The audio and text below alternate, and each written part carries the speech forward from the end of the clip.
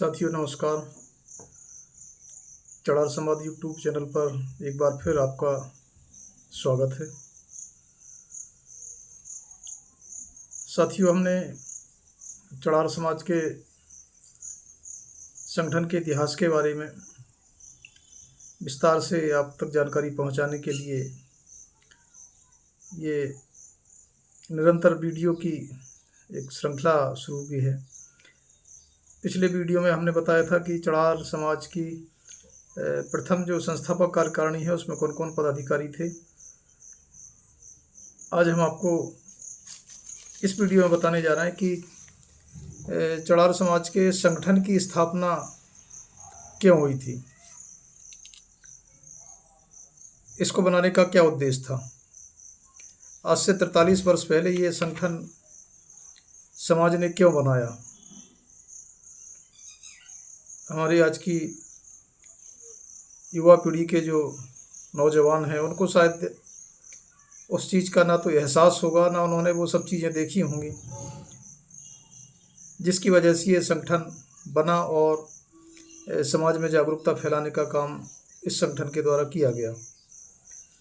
जैसा कि पिछली बार मैंने बताया था कि 5 जून 1983 को रायसेन जिले के बेगमगंज तहसील के ग्राम तुलसीपार में चढ़ार समाज के जो संगठन है उसकी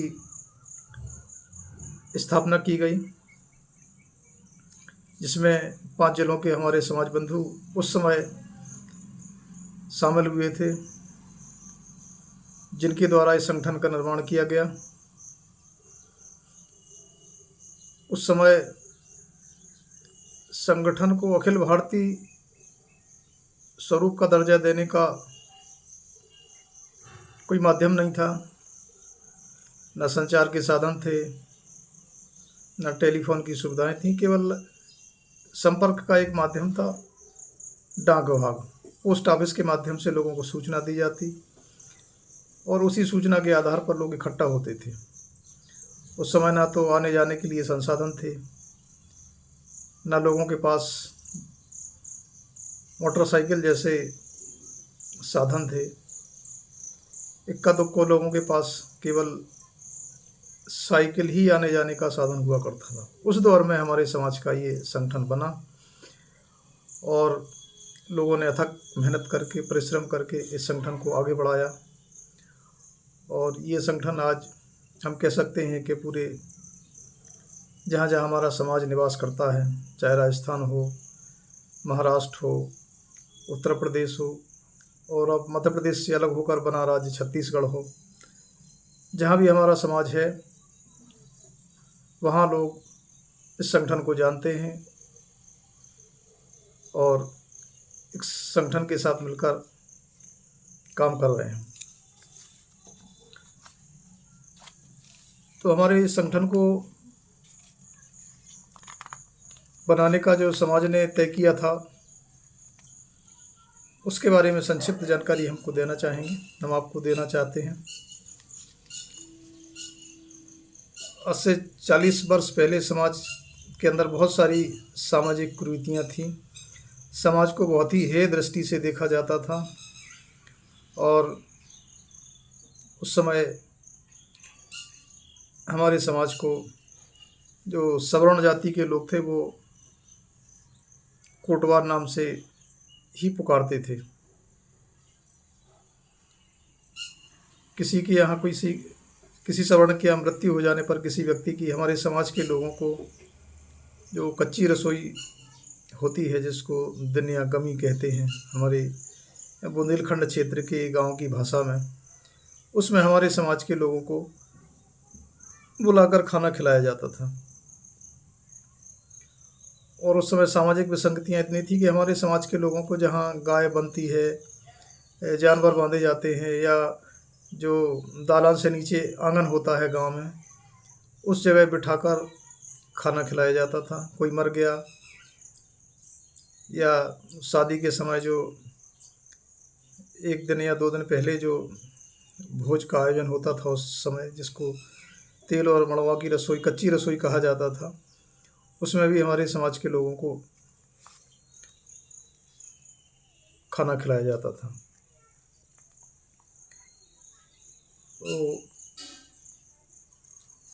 और भी बहुत सारी विसंगतियाँ थीं।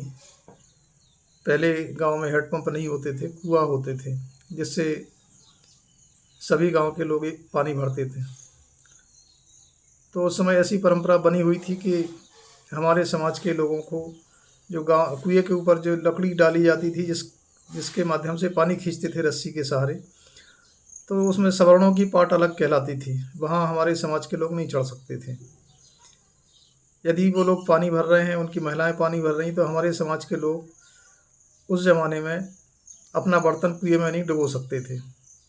यदि उनके बर्तनों पर पानी का छींटा पड़ जाता था तो वो उनका जो बर्तन अशुद्ध हो जाता था। तो वो बड़ा कठिन दौर था। समाज ने देखा कि हमारे साथ बहुत ही सामाजिक शोषण हो रहा है, हमारे साथ दुर्व्यवहार किया जा रहा है, हमको बहुत छोटा समझा जा रहा है, जबकि हमारे समाज का ऐसा कोई पेशा नहीं था जिसकी वजह से ये कहा जा सके कि हमारा समाज कोई छोटा समाज है। इसके बावजूद वैसा व्यवहार हो रहा था। तो इन सब बातों से परेशान होकर हमारे समाज के लोगों ने उस समय इस संगठन की स्थापना की और तय किया कि हम समाज में जागरूकता फैलाएंगे और इस तरह की जो कुरीतियाँ हैं उनको समाज से हम खत्म करेंगे।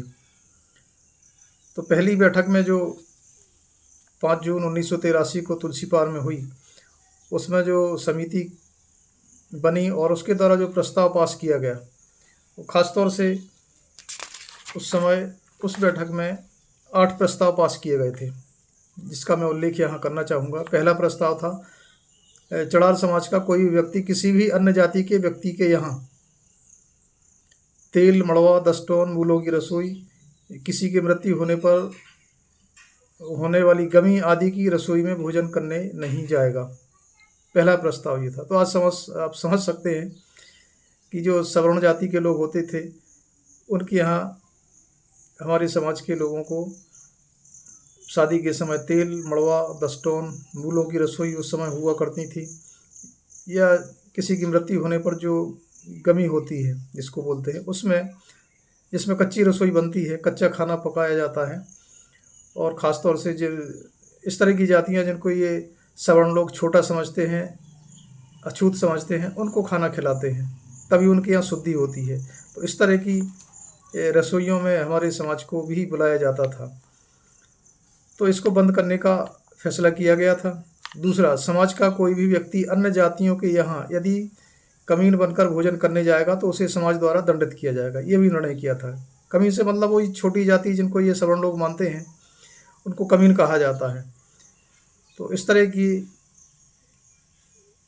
जो रसोई होती है जिसमें कमीन के रूप में बुलाया जाता है, इस तरह के भोजन में हमारे समाज के लोग नहीं जाएंगे। यदि कोई व्यक्ति समाज का जाता है तो उसको समाज द्वारा सामाजिक रूप से दंडित किया जाएगा। तीसरा जो निर्णय था वो ये था कि जो व्यक्ति हमारे समाज से भेदभाव या छुआछूत का बर्ताव करेगा, हम उस व्यक्ति या समाज से किसी भी तरह का आपसी व्यवहार नहीं रखेंगे। ये तीसरा फैसला था। चौथा, अगर अन्य समाज का कोई व्यक्ति कोटवार या चौकीदार नाम से चिट्ठी या निमंत्रण भेजता है तो उसके निमंत्रण को हम स्वीकार नहीं करेंगे, उसके यहाँ भोजन करने के लिए नहीं जाएंगे। ये भी फैसला उस समय हुआ था। पांचवा निर्णय था, चौकीदारी करने वाला व्यक्ति ही कोटवार या चौकीदार होता है। चूँकि हमारे समाज के अधिकांश गांव में आज भी कोटवार या चौकीदारी का काम करते हैं, तो जो व्यक्ति उस काम को कर रहा होता वही चौकीदार या कोटवार माना जाता है। लेकिन गांव में एक धारणा बनी हुई थी कि जो सवर्ण जाति के लोग थे वो पूरे समाज को ही कोटवार के या चौकीदार कहते थे। तो उसमें फैसला हुआ कि समाज का पूरा परिवार, समाज के सभी व्यक्ति, समाज के जो लोग चौकीदार या कोटवार के पद पर कार्यरत हैं, वह सिर्फ सरकारी ड्यूटी के समय ही नीली वर्दी पहने। अब तो वर्दी बदल दी गई, लेकिन उस समय नीली वर्दी कोटवारों के लिए चलती थी। तो उसमें ये तय हुआ कि समाज के कार्यक्रमों में जो कोटवारी करने वाले लोग हैं वो नीली वर्दी पहनकर नहीं जाएंगे, केवल सरकारी ड्यूटी के दौरान ही वो नीली वर्दी पहनेंगे। रिश्तेदारी या जो हाट बाजार है या अन्य कहीं भी पहन के उसको नहीं जाएंगे। एक अन्य निर्णय था, छठवां, चौकीदार के पद पर कार्यरत व्यक्ति खेत खलिहान में मांगने नहीं जाएंगे। किसी भी त्योहार के अवसर पर गांव में दीगर समाजों में पावन या कलीवा नहीं मांगेगा तथा किसी भी कार्यक्रम में परोसा नहीं लेंगे। ये हमारी जो नई पीढ़ी के लोग हैं शायद उनको ये पता नहीं होगा, और पता होगा भी तो वो आजकल अपने आप को मानते हैं कि हम तो साहब एकदम राजपूत घराने में पैदा हुए हैं और हम क्षत्रिय हैं। लेकिन यदि वो उस समय सामाजिक दशा देखते तो ज़रूर उनको रोना आ जाता, क्योंकि हमारे समाज के लोग जो कोटवारी या चौकीदारी का काम करते थे, वो जब गांव में फसल आती थी खेतों में किसानों के यहाँ, तो वो खेतों पर जो है वो मांगने के लिए जाते थे। इसी तरह जब कोई त्यौहार होता, चाहे वो होली, दिवाली, रक्षाबंधन या इस तरह के जो भी त्यौहार होते, उस अवसर पर भी जो है वो त्यौहार के दूसरे दिन, जिसको बुंदेलखंड की भाषा में पावन कहते हैं या कहीं कहीं उसको कलीवा भी बोलते थे, वो मांगने के लिए जाते थे। तो ये तय हुआ था कि, या दूसरी परंपरा ये भी थी कि जब किसी के निमंत्रण में जाते थे तो वो वहाँ से खाना तो खाते ही थे, लेकिन वहाँ से बांध के भी परिवार के लिए लेकर आते थे, जिसको परोसा कहा जाता है, परोसा लेकर आते थे। तो इस तरह की इन परंपराओं को भी खत्म करने का संगठन ने और समाज ने फैसला लिया था। फिर अगला जो काम था, चौकीदार की पद पर कार्यरत व्यक्ति ग्राम पटेल या सरपंच या किसी अन्य व्यक्ति के यहाँ बेगारी का कोई काम नहीं करेंगे और ना ही किसी व्यक्ति के घर जूठे कप प्लेट धोएंगे। उस समय व्यवस्था ये थी कि गांव में जो चौकीदार होता था वो गांव के पटेल हों, सरपंच हों, जो दबंग व्यक्ति होते थे, जो असरदार व्यक्ति या पैसे वाले व्यक्ति होते थे, उनके यहाँ पर कोई मेहमान आ गया, कोई सरकारी अधिकारी आ गया, कोई कर्मचारी आया है, तो चौकीदार को बुलाकर उससे जूठे कप प्लेट धुलवाए जाते थे। जो व्यक्ति चाय पीता था तो उन बर्तनों को धोने का काम चौकीदार करता था। और यही नहीं है, किसी के यहाँ शादी होती थी तो बिना कोई पारिश्रमिक दिए चौकीदार से झाड़ू लगवाने का, या उनकी जो बारात आती थी, उस समय बैलगाड़ियों से बारात आती थी, तो बैलों को घास डालने का है, भूसा रखने का है, या उनको पानी पिलाने का है, इस तरह के बेगारी के काम चौकीदारों से कराए जाते थे। तो उसको भी बंद करने का समाज ने फैसला किया था। चौकीदारी का पद सरकारी है, किसी की गुलामी या बेगारी का नहीं, अतः सम्मान से नौकरी करें, गुलाम बनकर नहीं। तो ये प्रस्ताव उस समय 5 जून 1983 को समाज की जो बैठक हुई ग्राम तुलसीपार में, उसमें पारित किए गए थे। तो आप समझ गए होंगे कि जो हमारे समाज के अंदर इस तरह की जो कुरीतियाँ फैली हुई थी, या समाज को हे दृष्टि से देखा जाता था, उसके साथ सामाजिक भेदभाव किया जाता था, उनके साथ छुआछूत होता था, तो इससे मुक्त होने के लिए इस संगठन का निर्माण किया गया था।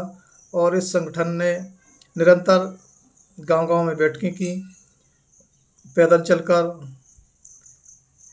20-20 किलोमीटर, 25-25 किलोमीटर पैदल गए और बैठक करके समाज में जागरूकता पैदा की, और इन कुरीतियों को ख़त्म कराने के लिए समाज बंधुओं को इकट्ठा किया, उन्हें जागरूक किया, उन्हें प्रेरित किया, उनको सहयोग किया। तब जाकर ये परंपराएं कुछ हद तक ख़त्म हुई हैं।